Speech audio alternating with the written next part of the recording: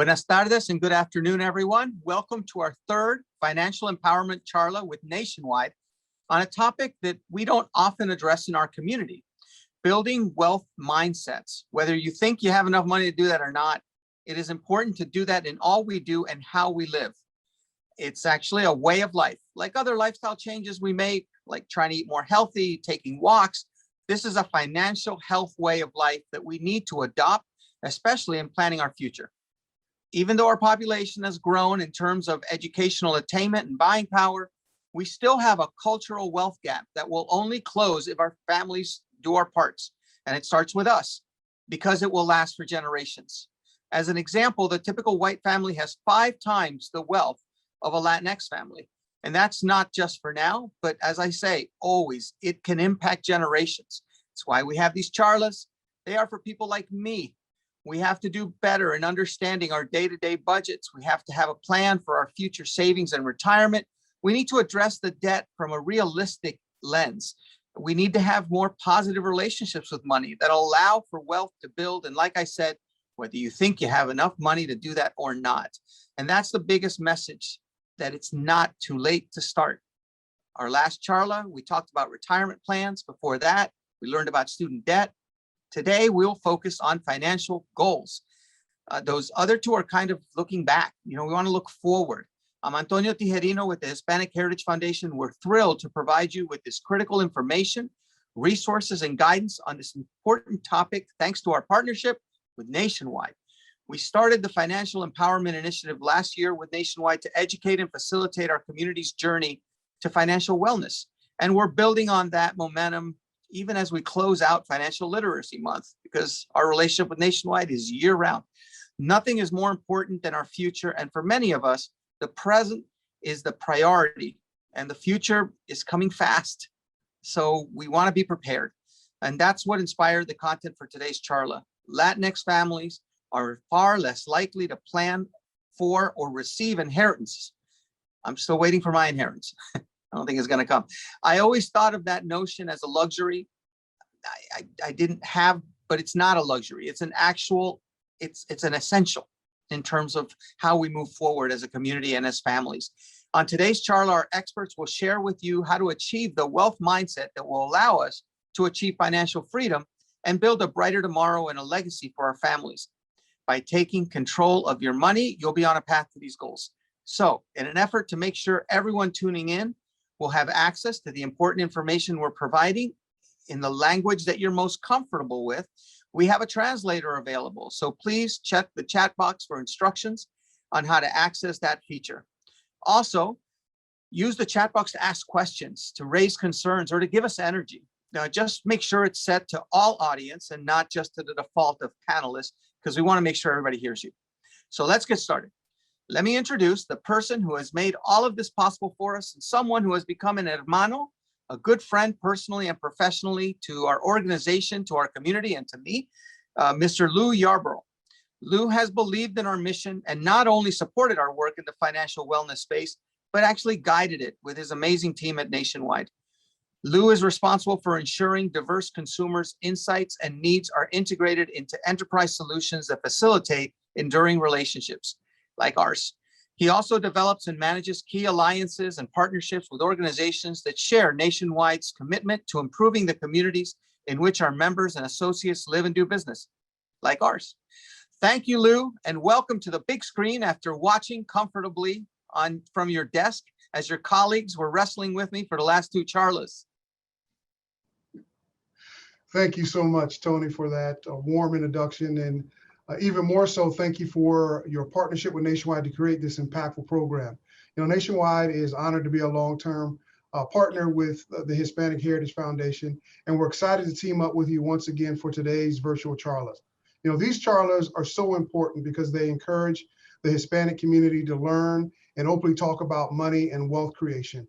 I don't know about all of you that are on the line, but if you were like me, this wasn't a topic that was really covered often at the dinner table as I grew up.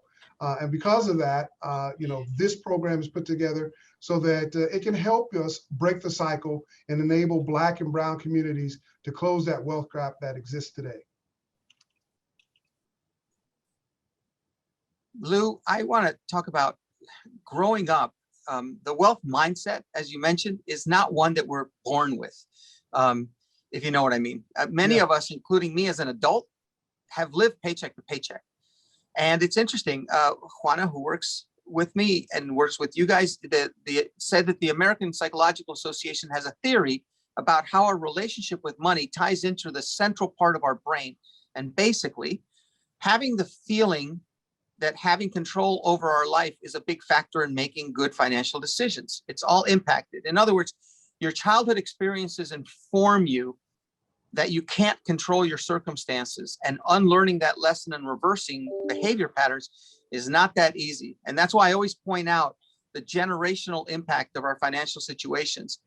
This is a psychological and emotional example, but it is possible to reprogram your sense of control, and in this case, improve your finances through that control.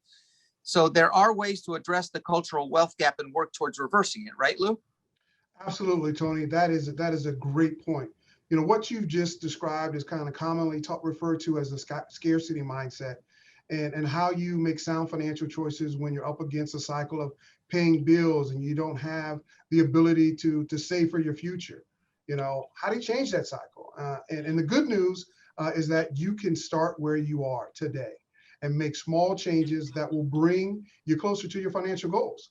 You know, an important element to financial wellness is establishing an emergency fund. And a recent study that I read through Pew Research talks about the fact that 70% of Hispanic consumers don't have an emergency fund to cover 3 months of expenses. Again, the good news is that you can start where you are. If you don't have 3 months, start with 1 month, work up to 2 months, work up to 3 months. The most important thing and the greatest good news is that you can start today. It's not too late. Yeah, Lou, you know, it's funny. I think about it. It's almost like a financial childhood trauma that we're overcoming. And it really has to be dealt with, because it's not that simple to overcome a lot of the trauma that we have. And I until I saw that, I never really thought of that in the financial space. But, you know, as you said, the good news is that we can change these scarcity behaviors and mindsets with education, with inspiration, with resources. And I think that's the beauty of these charlas, Lou. And it was very well thought out by your team and with help from my team, and being able to access the group that we're going to hear from today, led by Paul. The advice from people that look and sound like us and that come from our communities. If you tend to feel out of control when you're facing economic uncertainty, like during the last year of the pandemic, which I think has recreated that trauma, think of a time that you handled the problem in a way that had a positive outcome for you: saving, paying down your debt, buying things not on credit, raising your credit score. So it's interesting. The next time you face economic uncertainty, focus on the memory of being in control before making those decisions. We see it in other ways. When people talk about some of our grandparents, God bless us if they're still around, but a lot of them lived through the Depression or at the end of the Depression, and that impacted generations. I think that's the same thing with our communities, but that's a really good twist to it, to think of those times when you are in control, right? Yeah, absolutely. You know, sometimes you don't think about money in that regard, Tony. But the good news is that, you know, it starts with a mindset, and the mindset is something that we can control by just changing the way we're thinking. And one of the things that I've learned is that, you know, the best way to do that is starting with aligning what you're doing with your actual values and your priorities, and make sure that, you know, the purchases that you're making, the way you're dealing with your money, align with your values. You know, I often talk to people they share that, hey, you know, I'm not sure of my priorities. I'm not sure if this aligns with my value. And I always say, show me your checkbook. Show me your bank account. And I guarantee you will know what's valuable to you, because that's what you're spending money on. And if you want to change that, you know, start spending a little bit different. And that, you know, also helps folks who feel like they're trapped in a vicious cycle of living paycheck to paycheck. The great news is that the speakers for today, I'm so excited to hear from them again, are going to share some actionable insights. And I say that again, actionable insights, because it's things that you can do right now, you can apply to your life right now that can begin to change your situation, begin to change your narrative around money, and help you to be more deliberate about your spending, and thus making you feel, more control over your money. So I'm excited and ready to get into it. All right, let's do this, Lou. And thank you again to you and Nationwide. But let's get started with Paul Roldan. Paul is a certified financial planner and CEO and co-founder of AllGen Financial, headquartered in Orlando, Florida, where he serves clients around the world in their quest for financial freedom. Paul earned a bachelor's degree from Princeton University and a graduate degree from Harvard University, which is now providing my favorite NFL football team with a quarterback. So Paul is our financial quarterback, and also served as the chairman of the Hispanic Chamber of Commerce of Metro Orlando, and is helping small businesses prepare for long-term viability, which is important work. I've called him my financial Sherpa, and I will be missing him after this Charla. So let's do this, Paul. Tony, thank you so much. Always great to see you. Tony, Lou, all the folks at Hispanic Heritage Foundation Nationwide, very grateful for the vision that you guys have not just seen, but actually manifested in the past couple of years through these financial empowerment charlas. It's interesting. I say I'm grateful because growing up as a poor Hispanic, son of an immigrant and a high school dropout, as Lou and Tony were mentioning, we didn't have all these financial conversations that our generations today are exposed to, and that our people are having today because of these financial empowerment charlas and other such conversations. And so you had to learn the hard way and get a lot of bumps and bruises along the way. So I'm very grateful and feel very privileged and blessed to be part of this movement to really empower our community, and ergo the financial empowerment charla. So that being said, we have our third charla of this series, which is a interesting one because it's one that most people don't really care to talk about, okay? And we're gonna talk about the exact subject matter here in a second, but the topic is called Take Control of Your Finances. So that being said, we always encourage interaction with our listeners. So we wanna ask you a question. So if you have the ability to have access to a computer, phone, where you can safely pick an answer, we want to open this up to survey and get your answer. So when it comes to your personal finances, which of the following describes how you feel? A, I have full control of my finances, and won't translate. And for those of you who are already listening in Spanish, I have some control of my finances. I rarely think about my finances. I do not want to think about my finances, or it feels like money controls me. So I'm going to give you guys a few seconds. I promise no one will know your answers. These are all secret, so no one will know. So please feel free to be honest, because this is where honest conversations help us get to the next level. So again, I'll give you a couple of seconds there.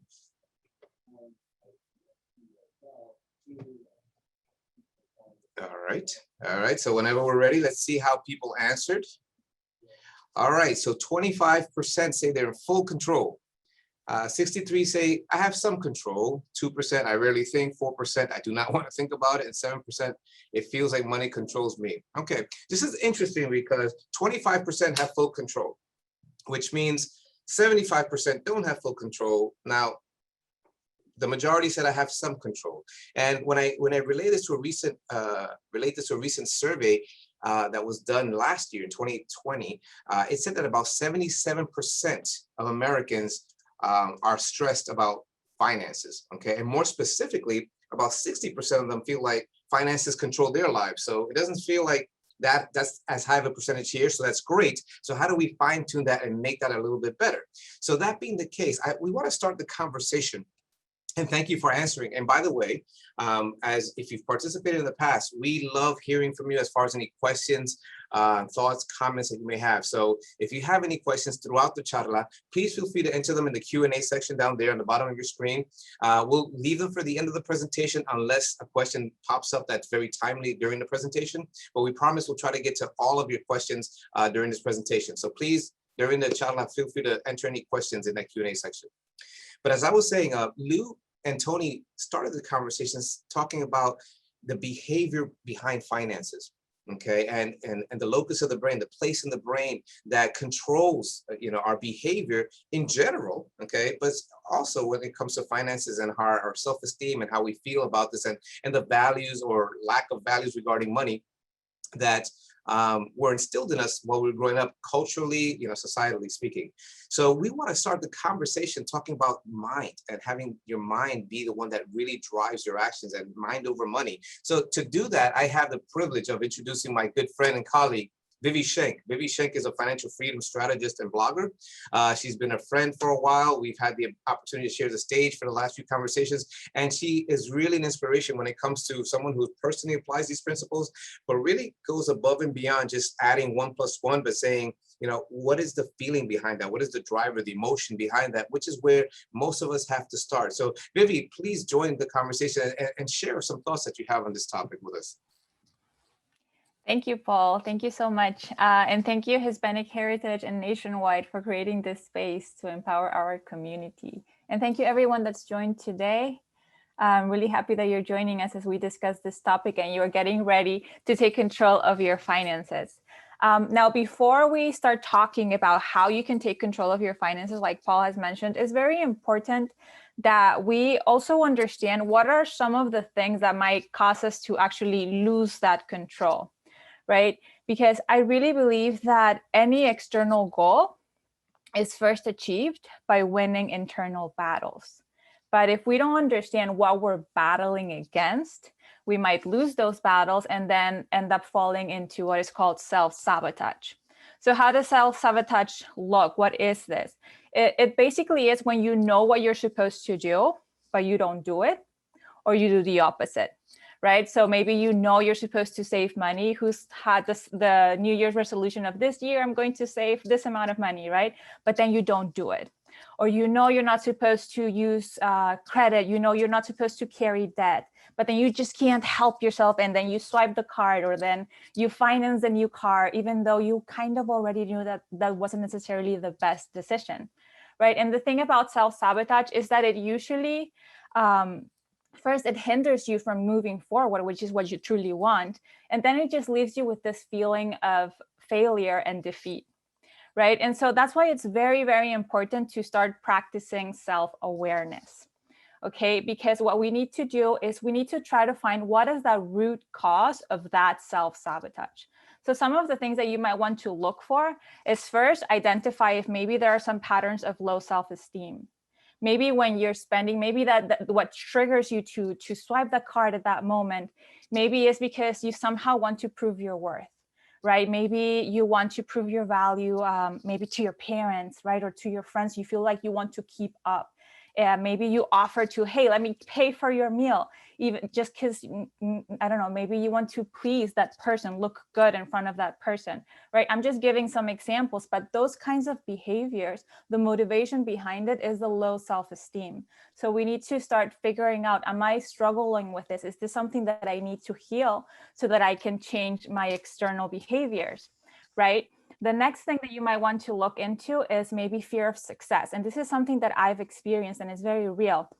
So fear of success is basically the fear of succeeding and maybe not being able to manage it, losing the success, or maybe not feeling worthy of achieving that success. And so what you do is you sabotage yourself, right? Maybe you save, but as soon as you saved, you spend it all again, right? You don't let yourself move forward.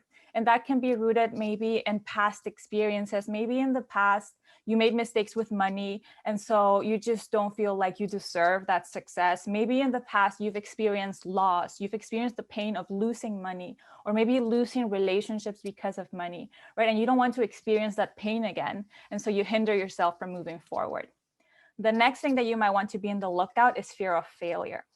So this is basically, it's pretty self-explanatory, is you fear that you will fail if you do something, right? Maybe you're saying to yourself, I'm not good with numbers, and so you don't even try, right? Or maybe if I invest the money, it's not gonna work out, and again, so you don't take action. You fall maybe into procrastination, lack of motivation. Maybe you just feel paralyzed and you don't take the action that might help you move forward. It's interesting, Vivi, that you say that, because You know, an example, I grew up, as I mentioned, in a poor community in Brooklyn, New York, but I was very blessed and fortunate to win a scholarship, an academic scholarship to, you know, the elite private schools in New York City. Okay, so I would have to travel an hour each way just to get out of my neighborhood to go into my school every day. Okay, and you know, socioeconomic difference in terms of who I was and everybody else at the school. Okay, it's a very expensive school, so very well-off American children at the school, you know, whose parents had a lot of money. So that inherently created this, you know, lesser self-esteem when on the weekends, you know, on Friday, they're asking themselves, oh, what are you doing this weekend? And one of them say, oh, I'm going to a house in the Hamptons and this and that. I'm like, I'm going to the playground in the schoolyard, you know, up the street, you know. So it did inherently create this, you know, feeling of lesser, you know, even though my parents were great and had great self-esteem in general, but from a financial perspective, definitely felt the disadvantage that I knew I had to overcome later in life in order to be financially successful. So I think you're right on point with that. And I felt that affected my life. Yes, yes, exactly. And I think that's something that many of us have experienced in different ways. And we somehow want to cover that low worth, right? By proving our worth with our finances or how we use our money. Right. Thank you for sharing that. Sure. I feel like I've been running point by point. So thank you for sharing that. Okay. Yes. So another thing that we might be on the look for is what Lou mentioned earlier as well, which is the scarcity mentality. And some of us might be experiencing that. I also know I've been faulty of experiencing this, which is basically wanting to hold on to your money. Right. And holding on to your money, sometimes it hinders you again from taking the action that you need to take to move forward. Maybe because you're holding on to your money, you miss out in investing, whether it's investing in stock or any financial thing, or maybe even investing in yourself. Or maybe you're holding on to your cash when you know, or you've learned, if you've listened to any of these charlas, that it's really good to, for example, work to pay off debt. But you don't work on paying off the debt because you somehow feel that if you use this money, for some reason you'll run out of it, or maybe the money will stop coming in. And again, you just start falling into self-sabotage. That's exactly right. You know, again, to echo what you just said, and as a financial advisor, I've been in this industry for 25 years.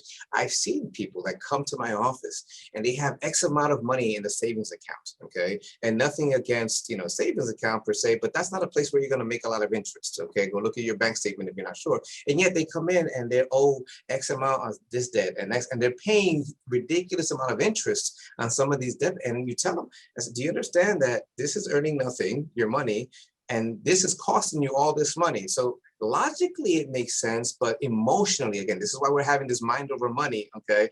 Emotionally, they can't seem to let go of that safety blanket of, wait, I've been able to accumulate some cash, so I want to hold on to it, even though it hurts me financially. That's a scarcity mentality that you and Lou mentioned.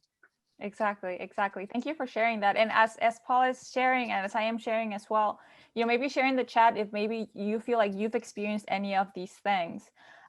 Because like I said, it's really important to start having these conversations first and having this awareness and saying, you know what, I've experienced this, right? Because when you raise your hand and say, I'm experiencing this, that's when you can actually address it and start working on it. So don't think acknowledging some of the issues that we have is something that for some reason makes us weak or anything like that. Quite the contrary, it makes you courageous and it makes you brave because you're addressing things that are going to allow you to move forward. That's right. And thank you for your transparency, Teresa. As you just said, one of us just described you, because this is not an isolated incident. This happens in our community. Again, 25 years of doing this, I see this over and over again. And why I'm grateful that, you know, I've got these great speakers with me sharing real stuff, real of where you're at today, and some practical tools on how to get away and break through those barriers. Exactly. Anyways, and so the last thing that I wanted to share that you might want to also be on the lookout is maybe misinformation, misunderstandings, and inaccurate advice. So misinformation and inaccurate advice, it could just be information that we've heard growing up or that was passed down to us, maybe telling us like, you know, money is evil, right? Rich people, they are greedy. And so we give this negative association to money, right? Which is misinformed, right? It's not true. Money can't have personality. It's a tool, right? It's a resource. It can't be evil or it can't be good. It's not, it's a tool, right? It's just whoever manages it is the one that can be evil, can be good. Although I believe that we're all good. And the other thing is misunderstandings.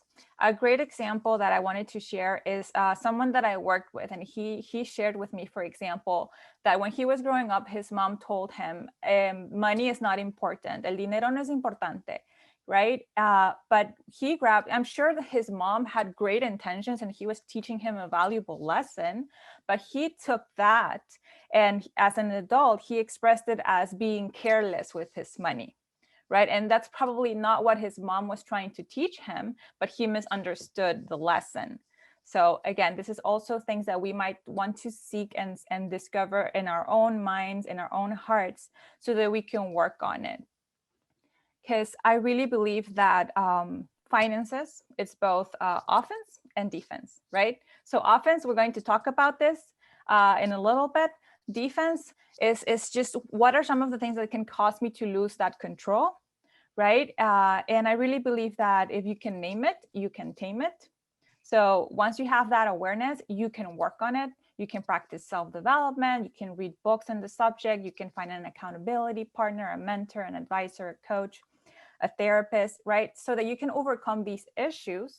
And then once you overcome these issues, you can work on the external things. It's going to be more easy for you to work on these things as well. So it's both. And the last thing that I wanted to encourage you as well is to practice self-compassion. Okay, this is an imperfect journey. We all make mistakes. To this day, I still make mistakes. I'm sure Paul and Karen, they also mess up a little bit throughout the journey. It's not a perfect journey, right? We're still constantly growing and constantly learning. And so just practice self-compassion. If you stumble down the road, if you figure out that, oh man, I've been self-sabotaging, it's okay. We all do it. So practice self-compassion, forgive yourself. In this journey, you either earn or you learn. So it's going to be okay. Just get the dust off your knees, take another step and keep going. That's exactly right. Thank you so much, Vivi, for sharing that. You know, and again, I want to reiterate what you said about practice compassion, because we're going to start talking about a tool, which again, the subject of this Charla is take control of your finances, right? So a tool that we use for that, okay, is called, I'm going to say the B word, Vivi, okay, it's called budgeting. Okay, I hate to use that word. We use a word at my office called spending plan, okay, because budgeting, well, I'm not going to say what budgeting feels like sometimes, because I want you to answer that question. So, hey, I want you to take an opportunity to answer a question and get your thoughts on this. So if we can go to the next slide, please do me a favor, answer this question. You know, I'm talking about budgeting, but personally, you feel like spending plans, okay, are either A, limiting, feels restraining, 2, confusing, boring or tedious, exciting, or empowering, okay? So please be honest. Again, no one will see who answered what, so it is a private answer. But want to get your thoughts. If you've ever heard of the word budgeting, how does that make you feel when you hear or listen to someone tell you, you need a budget, okay? So I'll give you a few seconds to answer that. All right, hopefully that's enough seconds. So let's take a look at how we responded, okay? All right, 28% it says limiting, 9% confusing, 28 boring, tedious, 0 excited about budgeting. Okay, I'm there with you. I don't think it's exciting at all. Empowering, 35% said empowering. Okay, you know, I'm gonna say kudos to you guys who said it's empowering. Okay, and for the rest of us, I get you. I understand. This is the way most people feel. In fact, another survey that was recently conducted said that 65%, and notice the numbers almost right on track. In fact, they're exactly on track with that. Well, depending if those empowered about it are doing something about it. But 65% of Americans have no idea how much money they spent last month. Okay, so if you have no idea how much money you're spending, that's going to be a challenge, you know, to move yourself to the future, because you know, you have to have a plan. If we go to the next slide, Benjamin Franklin, famous quote that you've probably heard before, says, if you fail to plan, you are planning to fail. Okay, and a spending plan is exactly that. It's a plan to set you up for success, to put you in control of your finances. So yes, for those of you, 65% who said, oh, boring, confusing, I hate this, all that type of stuff, it's limiting. I feel you. I hate, but in fact, my business partner is a great budgeter. I tell him, I don't think human beings are wired to budget, okay? But when I put a different twist on it and say, well, creating a spending plan where now I'm dictating where things are going, I'm in control, maybe I'm a little bit of a control freak. Now I feel like, okay, this is something is more palatable. Okay, I can really grab onto this concept. So to elaborate more on this, I get to introduce another one of my good friends and colleagues, Karen Vergara, who is a CPA and fiduciary financial advisor. She's also one of my coworkers here at AllGen Financial and a good friend. Karen, welcome to the conversation. Thank you, Paul. As always, it's such a pleasure to share the virtual stage with you and with Vivi when we get to talk about money. And I can't believe those results of the spending plan. You're going to tell me 0% of you feel excited about spending plans. I think that we're here to change all of that. One of the things that I hear really often from clients is that they feel guilty when they spend money, or that they don't know where their money goes. And when I see that, it's kind of a cue for me to say, okay, we're gonna have to review and check your spending, kind of like Lou said, let's check where your money is going. Because what we need to see is that if there's some guilt, if there's some negative association with spending, it's probably because you're not aligning the things that you care about, that you value, with the spending, with your spending. So when there's that type of discontentment, then we have to find the root cause of it. And in order for us to make that shift, we have to then review the spending. But the first thing that we're going to do is going to the first step is to assess your values, your top core values. So those are the things that when you spend money on those things, it doesn't even matter how much you spend. And you just find so much enjoyment out of that. I know a lot of people that find enjoyment out of buying purses, and that's okay. Or people that enjoy buying, traveling. That's definitely me. I don't care how much we spend. I love to travel. I really find a lot of joy in that. If you find joy in your Starbucks cup of coffee every day, your latte, and your mocha latte with cinnamon on top, that's also okay, because you just basically what we're going to do is we're going to list the things that you really love, you enjoy. It could be family, it could be your pets, it could be your children. It doesn't matter. There's no judgment here. We don't want to judge at this point, because this is based on you. It's going to make what's going to make you happy. So we're going to make the list of those five core values. And then after that, what we're going to do is we're going to prioritize them, because money is a limited resource. So that means that even when we have to, make a decision regarding finances, there may be two conflicting core values there that we have to say, well, you know what? I care about travel more than I care about my cafecito every afternoon at, Starbucks. Okay. So if that's the case, then I'm going to make decisions based on that. Then the next thing that we're going to be doing is we're going to set some goals around our values. So for instance, if I value travel, then I'm going to set myself some goals around traveling, because I say, hey, I care about this. I really enjoy traveling.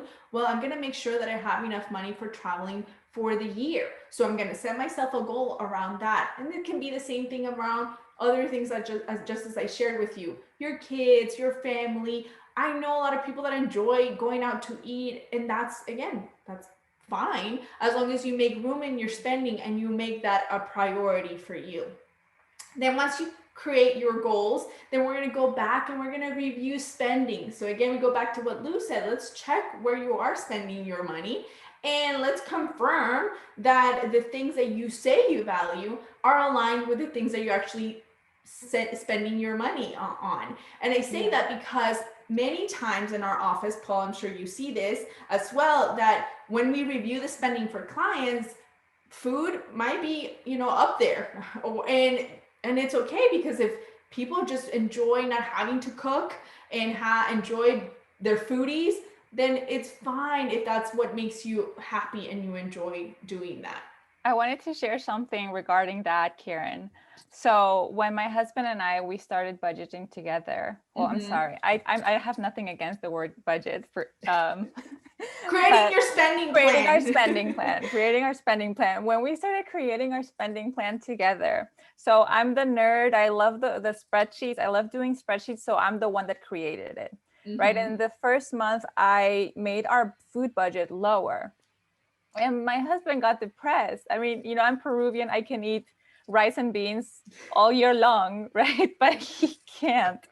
He's a fitness enthusiast, right? And he's really checking his macros, and he has a proper protein and for his muscle recovery, and just not being able to have this feeling limited when it came to his food. It just really depressed him. Like I just have his the image of him just basically drowning in the couch because of how sad he was because of this change. And so the next month we had to make a reassessment, right? Check our spending. Let's up it up and align it to this value that is really important to him. And after that, it really made a difference. Yes, thank you for sharing that, Vivi. And I think it's also a very big reason why people don't like the word budget, or they don't like to plan their spending. It's because they think, if there's something that I enjoy doing, I'm no longer going to be able to do it. And that's not what we're saying. We're saying you can still do those things, but make sure that those are actually things that you truly value, so that then the guilt and then the shame around spending is no longer there, because you say, you know what, I am happy about spending my $5 at Starbucks because it brings me joy every afternoon. So that's what we're trying to kind of get to, and how you can feel better about your spending plan. And then it's interesting. I'm Yes. sorry, Karen, I'm about to interrupt, but to reaffirm what Vivi said, and we're going to talk, I know you're going to talk more about this later, because another reason I've seen in my career that some people avoid this subject, and for those of you that are listening that are married or have partners that's in life, okay, there's different studies, but there's ones that shows there's 7 different money personalities. Okay, so different personalities approach money in different ways. Okay, so they value things differently. Now, I'm not going into marital counseling here, but when you have one set and your spouse or partner may have a different set of values, that could be tough. But that's marriage, that's life, right? But this is a way to avoid conflict, okay? And so we just don't talk about it. But I know you're going to talk about this later, the importance and critical nature of having that conversation. Karen, I know you're aware of this because you have a different money personality than your husband. And Vivi, you're saying, I know you have the same case in your life. So that's really important. And again, I want to just reaffirm, I had to make a decision years ago. I used to be a caffeine addict. I drink a lot of coffee. I'm half Cuban, half Puerto Rican. I love coffee, okay? But I used to go to Starbucks because it was convenient. It was right next door to where I used to work. And I used to spend a little over $5 a day. And I said, wait a minute. I did the math, and it was, over $1,000 a month, a year. But I also love deep sea fishing. Okay. And back when I was starting in my career, I wasn't making all kinds of money to be able to do both. I had to make a decision. So I had to weigh out which was more important. So we got, K-cups at the office, and now I'm getting my coffee there, or made my own. I actually used to have this Cuban associate who used to come and make, cortaditos in the office, so I didn't have to spend all the money. And I could charter my deep sea fishing boats every few times a year, and that made me happy until I could increase my income and now do both. But then I got out of the habit, and I can reaffirm my values through my finances. Yeah, exactly. I mean, all great examples on how you can do the same thing in your particular area, that, again, areas that make you happy. And what you want to do is kind of the last step is just want to monitor and then reach your goals. And just like Vivi said, we're not perfect. I'm not perfect in this area by any means. Neither is Paul, I'm sure. But what we're trying to do is just be better, right? And be more aware of where we spend money, so that we feel more at ease, and we feel more in control, and we feel more empowered. So in order to feel empowered, if we go to the next slide, we need to use a system and a tool to monitor that kind of spending. And basically you have various options, okay? You kind of have a lot of different flavors and colors to choose from. And when it comes to creating and monitoring your spending, you could do it in various forms. One of them is the good old paper and pen. And if you like paper and pen, even in the digital era that we live in, it's okay. I actually have young clients that love using paper and pen. It just works for them. My mom was one to this day still. She always carried a little piece of paper in her wallet where I just knew that's if I wanted to check how much money she had, I could go in there because that's how she kept it. So that's fine that you can do that. There's various apps. So we're giving you some resources here. YNAB, Every Dollar, Mint, Money Manager, all of them are different. They behave different. The way that they track spending is different. So you could try one and it might not work, but just because one doesn't work doesn't mean that another one won't. It's a matter of just trial and error. Spreadsheets, I mean, I love spreadsheets. I think they're great because they're customizable. You do lack some features that maybe an app could provide, but they're still great. So you could I actually use a combination of a spreadsheet and an app. And cash envelopes is the other option. Cash envelopes is really talking very old school here, where we're going to go to the ATM and we're going to take out those very nice crisp dollars. And we're going to put them in an envelope and say, this is how much we're going to spend for the month on groceries. And once you have to part with your dollars and you kind of take out all of your dollars out of that envelope and they're gone for the month. So you're going to have to go back and eat rice and beans, no matter what Vivi's husband says. And this is a really good way to do this, especially if you're trying to get out of debt. I know it's a really great tool to use if that's what you're trying to do. Sometimes it will work for a little bit and then you can go into maybe doing something else. And it ebbs and flows. I've had instances where I'll go in one and then the other. Paul and Vivi, what are the ways that you use to monitor your spending? I'd love to know. So I prefer to use spreadsheets. That's how I started. As I continue moving forward, I made my spreadsheets more detailed. I saw someone commenting that they use the 30, 50, 20, the 20, 50, 30 plan. Yes, that's how I started. Actually, I just did big categories and then I started tweaking it and adding more detail to it. And I did want to add what you said about the cash envelopes. If you're someone that loves, shopping around and taking your cart all around Target, and you're faced with constant temptation, it's good to maybe leave the credit cards home. You can leave the plastic and just have cash, and that way if you're going to spend, you have a limited amount that you can spend. That will help too. Yeah. Paul, go ahead. What about you? Well, I think you have to apply this to your personality, and what you feel comfortable with. Because I've seen different people work with different things and different people fail at different things. Okay, so I think at the end of the day, yes, I kind of started with a spreadsheet many years ago. So I have this monster, ridiculously thick spreadsheet. But I said at the beginning, I am not great at budgeting.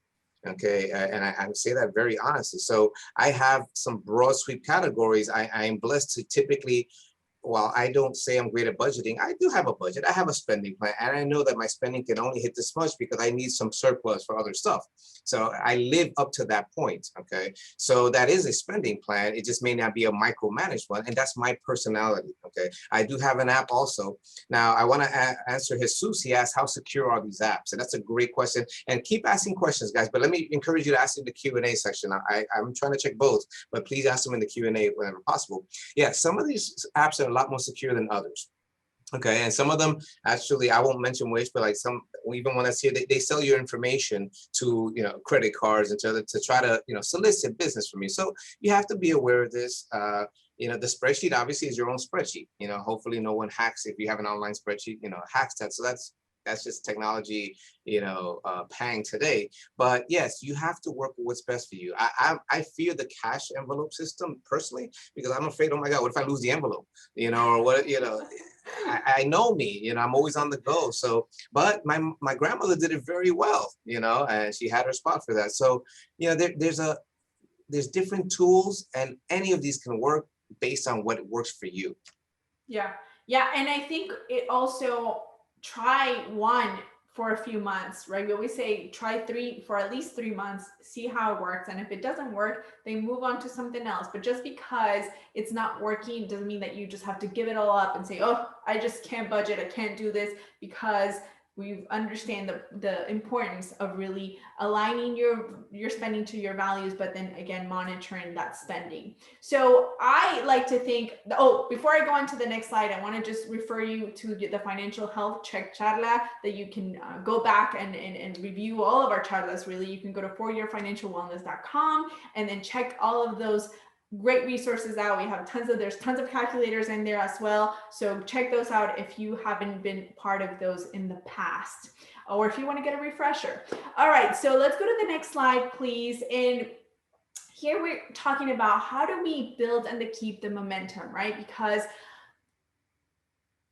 monitoring your spending and having a spending plan is a habit, okay? And just like exercise and diet, it's something that we need to be building discipline and we need to have motivation month after month to do. So there are some ways that you can do this to kind of keep and build that momentum, and it could be rewarding yourself. So for instance, I try to think, okay, I'm going to sit down, I'm going to do all my bills and pay all my bills. But then after this, I'm going to do something fun, something that kind of gets me excited, because I do this for a living. So sometimes it takes me a little bit of extra work for me to do this for myself. But when I think, okay, after this, we're going to go on a date, or we're going to go do something fun, or go on a bike ride, then it gets me just kind of excited about sitting down and doing it. Another thing that you can do is to make it fun. If you have a significant other, or even if it's just you, go ahead and get yourself a glass of wine or a bottle of wine, put some music on, and just say, I'm going to take care of my finances today,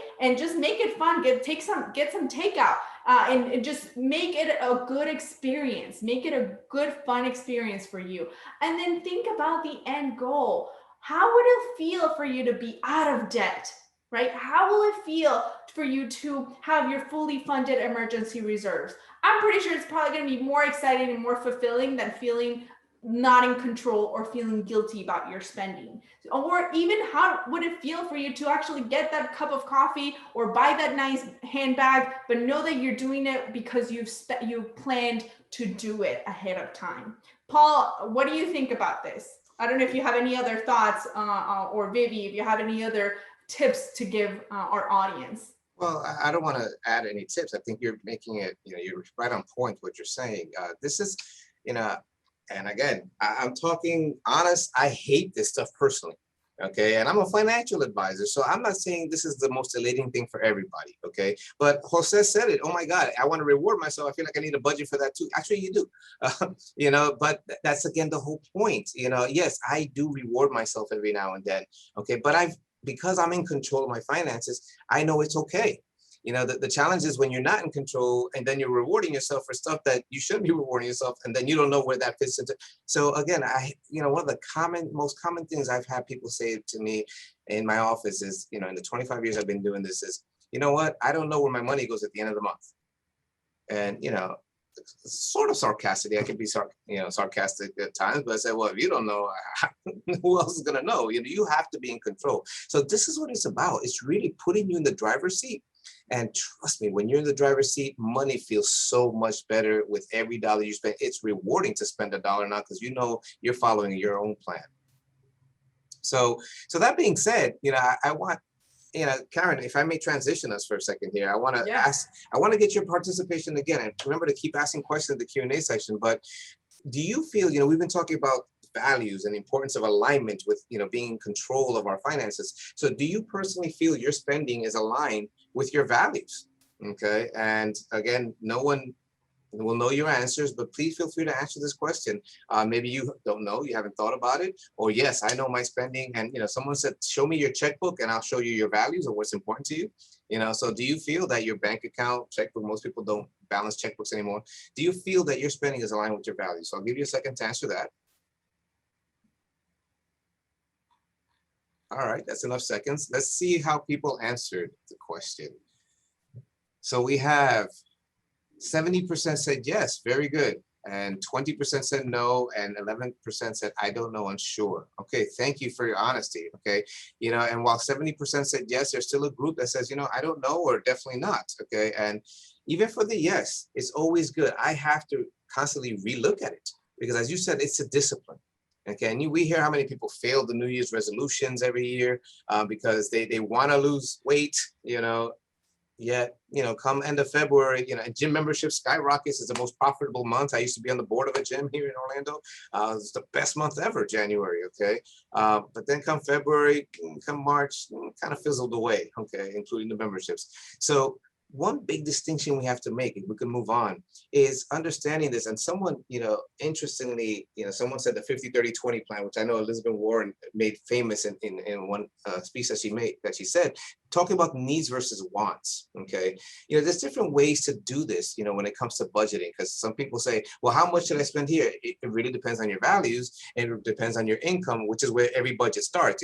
What do I bring into the house? And that determines what I can let go out of the house, right? But then there's things, needs versus wants. Needs is, bare necessities. I need to eat, okay? I need to sleep. I need shelter. I need to be healthy. All these are needs. And then wants is, I want a great vacation. I want this higher end purse. I'm not saying it's bad, okay? In fact, one budget that was set in the 50-30 is make 50% of your after-tax income on your needs, 30% on your wants, and 20% on savings. That's one budget. I'm not saying that is the best budget, okay? It all depends on you. This is, again, a lot of people feel it restrictive. I want to counteract that thought and say, no, it should be liberating, especially when you apply it to your circumstances. But I want to share a rule of thumb. How do we start this exercise? So I'm going to use a spreadsheet example.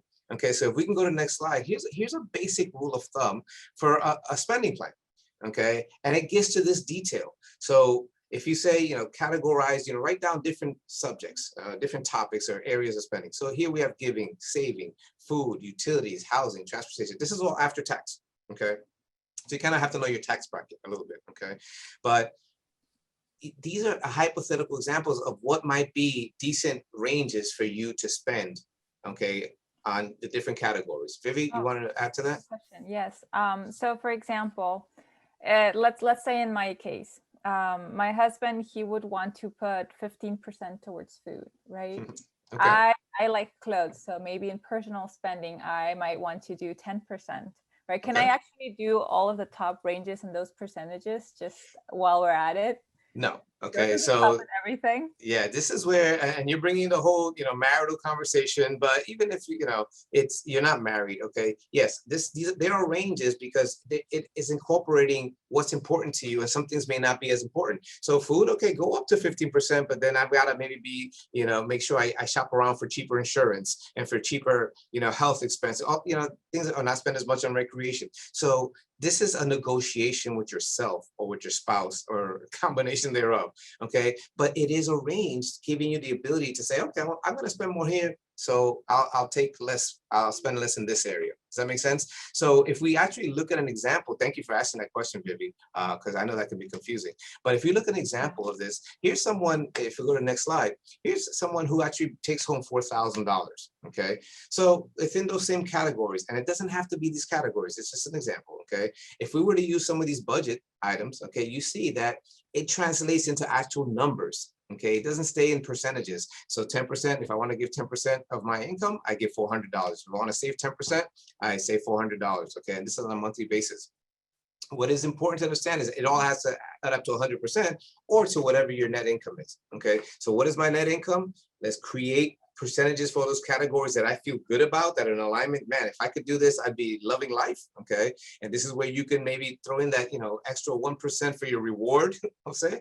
Okay, so it all lines up with what's important to you, okay?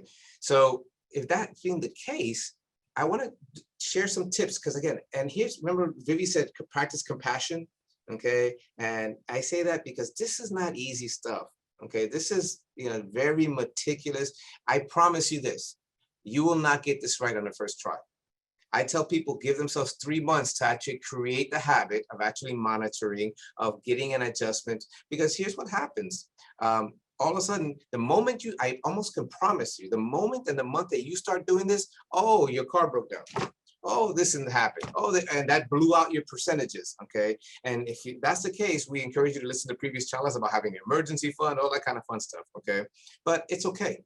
Let's just give it right back up and readjust and move forward, okay? So I want to share some tips with you on the spending plan. There's something called a sinking or an escrow fund. Because when you're creating your budget, you have to think, you almost have to think forward. So for example, I own a house. So at the end of the year, I get assessed taxes. Okay, so those taxes, and then at the end of the another year, I have to pay insurance on the house. Okay, some families pay it as you go. Okay, some people don't. Okay, your auto insurance, you may have it that you pay every 6 months or every year. You have to think of these expenses, and you want to create a fund, budget that on a monthly basis. So if my annual home insurance, I'm just using random numbers, is $1,200, $1,200. Well, divide that by 12, that's $100 a month that you want to escrow, put in a separate account, aside from my practical consejo, advice is have a separate account for an escrow than your everyday monthly spending account. I have a couple of accounts, and one is everyday expenses, and one is my escrow sinking fund, so I can keep track of it. Okay. Well, yep. I happen to have like 6 accounts, and one of them is a travel account. I mean, to me, this is such a game. It was a game changer when I started implementing this into my spending plan, because I used to be, for instance, my auto insurance, I paid every 6 months to get the savings of paying it in full. I used to not save on a monthly basis for it. And so when that payment came, that 6-month renewal would come, it would throw off my monthly budget because it was such a large amount that I had to come out that month. That, along with all my other ones, I have a travel one, I have a giving one. I mean, all the things that I really value, I will have it in an account so that I make sure on a monthly basis I'm saving what I need. So then again, we go back to, I don't feel guilty about spending the money on my travels because I've been saving for it for months. That's right. That's right. So you have to, whether it's one account, Karen's an overachiever, she has 6, but I have a few accounts as well. Yeah, you don't have to be as extreme as mine. That's just, I know, it's extreme. It's what works for you. Okay. You got to be consistent. And again, as I mentioned earlier, you have to give yourself at least 3 months to get this right. That is, yes, thank you. That Christmas fund, I know, has been a lifesaver for so many people, saying, man, I used to spend $1,000 on Christmas, and that used to throw off my, we say the Christmas spending, which, we're Latinos, we love to spend and give for Christmas. How are you going to show up empty-handed to a cousin you never met before, but you got to give them something, right? But, and then, January financial woes, because, oh my goodness, what did I do? But if you got that fund, good for you, because that means you're not going over what you planned. So, I want to transition real fast here and talk about, or Karen, I know we got to go very quickly through the session, but we've been talking about couples and joining finances, that could be an issue. So how do we manage that if you are a couple and bring it together? Yeah, so if you're trying to, Vivi, sorry. Okay. So if you want to manage your finances as a couple, one of the most common questions that come up is, should we join our finances or not? Right. So we wanted to share some pros and cons with this so that you can make the decision that aligns best to your values and your lifestyle and your choices. So let's talk about the pros. Right. One of the pros is just the teamwork, right? Teamwork makes the dream work. When you're working together and you have talked, right, like Paul says, communication, when you talked about your goals, you can achieve those goals faster. So for example, I wanted to buy a car cash, and we were able to save for that car pretty quickly, and was faster than what it would have taken me to do it by myself. Right. Another thing is that there's this transparency. When you join your finances, everyone knows, your spouse knows or your partner knows what you're spending money in.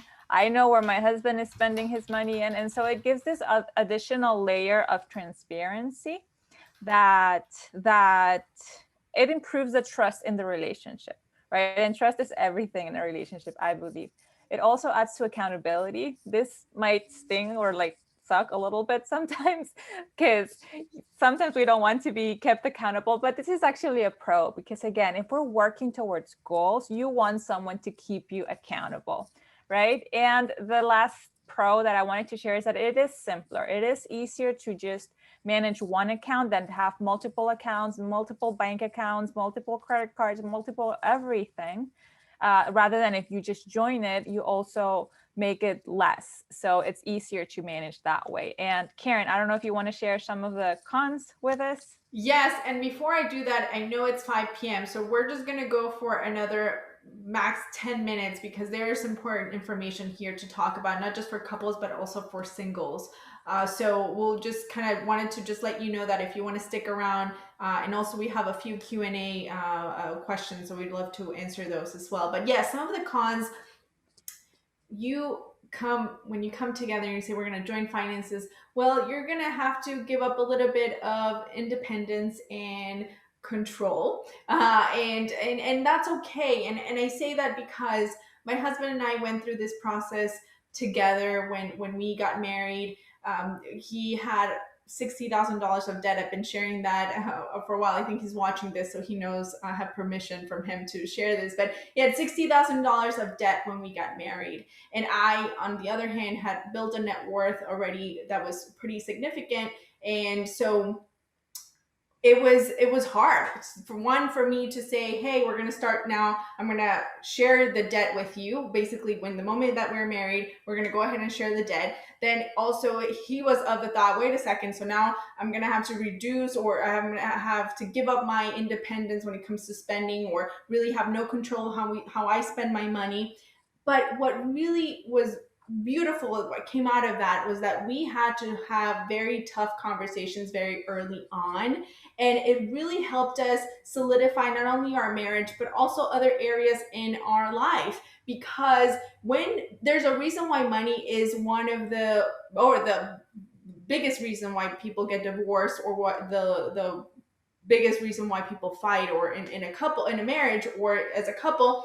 And it's because it requires compromise. But I feel like once you actually get together and you work on a common goal, and that you really understand that this is for you to make some good financial decisions for your future, then you learn to compromise in this area. You can compromise in others. So yeah, there are some cons, and yeah, this is the reality. We're not going to sugarcoat it, but I think that it is possible for you to come together and then really make some headway in this area. Yes, thank you, Karen. And just some general tips, whether you choose to join finances or not. It's really important that, again, even if you have your finances separate, it's very important that you start having conversations about money, that you talk together about your goals, right? If you're living together, if you're under the same roof, you're sharing your life together, it's important that you discuss what is our shared vision? What are we building? What are we walking towards, right? Like someone shared that they said, I can start my spending plan, but I don't know if I'll have the discipline to continue to do it and follow up, right? That's where the goals and the vision comes to play. If you don't know where you're going towards, you're going to end up going in circles. But if you have a determined plan, a determined goal, a determined vision, something that you're building, then you can move towards that, and that can be your motivator. So have these conversations, talk about your dream life, and start putting a number to that dream that you're trying to build. Whether you join it or not, you can work together regardless. And this next tip, it is regarding joining your finances. If you do join your finances, make sure that you have a fun money category for each. We call it blow money. It's our judgment-free money. It's basically giving each an allowance that you can just spend that amount of money and whatever you want. If my husband wants to spend it in golf, he can go ahead and do so. If I want to spend it and save it and get a luxury bag, I can do so too. We're not going to judge each other. It's our fun money. So I highly encourage you to have that if you do choose to join your finances. So, Yes. Go ahead. No, I was just going to agree with that. And I was just going to go into the next slide to talk about singles, but I don't know if you want to chime in and say anything right now, Paul. No, I think we jump into the next slide, because I think it reaffirms a lot of what we're talking about as far as goal setting and accountability, et cetera. So go ahead. Yeah, if you are a single person, doesn't mean that all of these other things that we are saying about, there's the good and the bad about joining finances or talking about finances with your significant other. If you're single, you can still do the same. You can still meet your goals. It just might mean that you need just another way to hold yourself accountable. And one of those is to basically talk to a financial expert, to an advisor. Hire someone that can bring that objectivity to the table and really let you see things for what they are, and ensure that your goals are aligning with your spending. And another thing that you can do is have an accountability partner, have a friend. Recently, I just had someone reach out to me and kind of share with her, it was a friend and not a client. She was sharing with me how much she makes per month, and I was thinking, she said, I don't know if I should be talking about this to you, but I just don't know who else to talk about. And I said, no, that's great. I'm so glad. Let's talk about it, because that's the only way we can lift each other up. So not just because if you are single doesn't mean that you don't have anyone to talk to. You can look for a financial expert or advisor or a friend that's actually looks like they are doing well with their money, and maybe get some advice from them.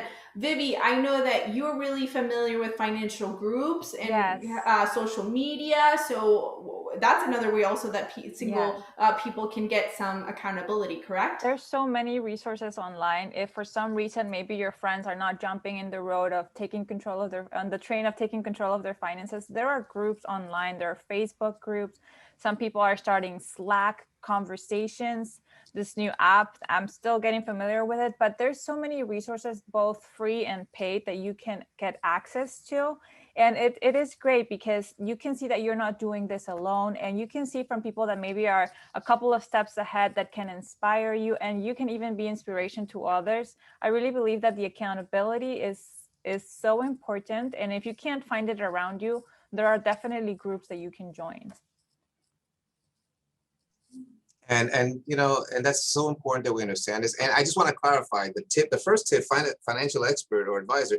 Married couples can do that too. Okay, so that's not just for single people. So I just want to verify that. So, you know, we've talked about goal setting, and I want to end this conversation on that. So we go to the next slide. Your goal after listening to this conversation should be one of a couple of things. One, make an assessment, okay, of your spending plan to ensure that it aligns with your values. Again, make sure that you're spending money and you're making the decision to put yourself in control, you know, of your financial life. And if you don't have a spending plan, get started on one today. Use some of these tools that we shared with you today to hopefully put you in control and empower you over your spending so that you can hit financial success in your tomorrow. So we want to thank you for listening. Now, we want to acknowledge the fact that we do this because of you. Okay, we share real life stories, real life examples, and what is important to us is to know what you're thinking. So, you know, we want to ask you, and please feel free to type in the charlas. You know, how, you know, we've gotten some feedback. You know, I know one person said these have been life changing. We got great feedback after our student loan charla of some people actually making decisions of which colleges to go to. So that was amazing. We want to hear from you. So in the chat box, please answer, how have the charlas actually helped your financial journey? Okay, and you know, some other questions we might have is, what topics should we bring to you? You know, we're already thinking about next series. So what topics might we have for you next year that would be important to you? So feel free to type in. You know, I think someone wanted to go back a slide. So if we can do that, as I keep having a conversation, thank you. And then what can we do to improve the charlas? This is all about you guys. So, you know, as we answer any questions that are coming up, we want to also hear you of how we can improve this and what you love to hear that you think could be life-changing for you or for someone else that you know. Now, I know we went over, but the good news is this. I was looking at the questions. We had just a couple of questions. We've been answering some as we go along. These questions, you know, I am asking for a friend, if I have savings and my job does not offer 401k, how do I go about getting one? And the next question, my 403b is approaching the 7-figure mark, but cash reserves, liquid assets aren't quite as flush. These are retirement plan related questions and asset allocation questions. So I don't want to necessarily take the time to answer those today, okay, here, because we already actually answered these questions for you. Okay, so let me refer you to foryourfinancialwellness.com. We have the retirement planning charla. We talked about the different types of plans. If you don't have a 401k, you could IRA potentially, depending on income limits. So let me refer you to that one. And then the asset allocation one, for the one who's talking about being too, you know, house heavy and cash poor. Yes, you need to have some liquidity. So that is very important questions. Thank you so much for asking those. And we do want to say this, you know, while this is the last charla, okay, the last live charla, if you will, okay, I do acknowledge that this is not the end of the series. Next week, season 2 of the digital series kicks off on social media, Facebook, Instagram, and Twitter. Please be sure to watch the videos or listen to the podcast to engage with us, and also share with your family and friends. You can always, as we've been mentioning, access both the live charlas and the digital series at foryourfinancialwellness.com.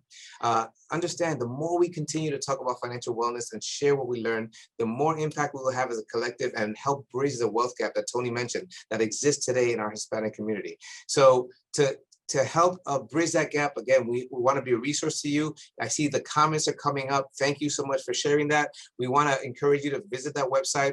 We want to share our information. We're always available to you. If you have any other questions, thoughts, we've had after several of these charlas, people email me or Facebook me or connect with me on LinkedIn. We'd love to hear from you.